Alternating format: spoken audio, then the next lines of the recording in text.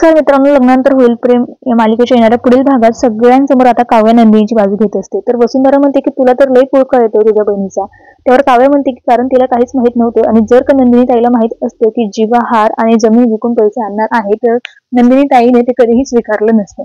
त्यामुळे उगाच माझ्या ताईवर कोणी आरोप करायचे नाही. मी खपवून घेणार नाही. तर आता संपूर्ण कुटुंबासमोर काव्या खंबीरपणे नंदिनीच्या बाजूने उभी राहिलेली असते. तर रम्या म्हणते की हे सगळं तुला कसं माहिती की नंदिनीला काहीच माहित नाहीये. त्यावर काव्या म्हणते की कारण ताईने मला सगळं सत्य सांगितलं होतं. तर आता काव्याचं हे बोलणं ऐकल्यानंतर पार्थला देखील धक्का बसतो. पार्थ आता विचार करू लागतो की काव्याला सगळं माहिती होतं तरी त्यांनी मला सांगितलं सुद्धा नाही. याउलट आता या प्रकरणामध्ये काव्य आणि पार्थ मध्ये देखील खूप दुरावा निर्माण होताना पाहायला मिळणार आहे. विक्रमने आता जीवाला सांगितलेलं असतं की गप्प उद्यापासून ऑफिसला जायचं आणि हे सगळं काम करायचं आणि सगळे पैसे फेडून टाकायचे. आणि नंदिनी स्वतःला दोष देत म्हणते की आपल्यामुळे जीवाला ऑफिस मध्ये जावं लागतंय आणि त्यांचं स्वप्न जे आहे ते अपुरं राहतंय.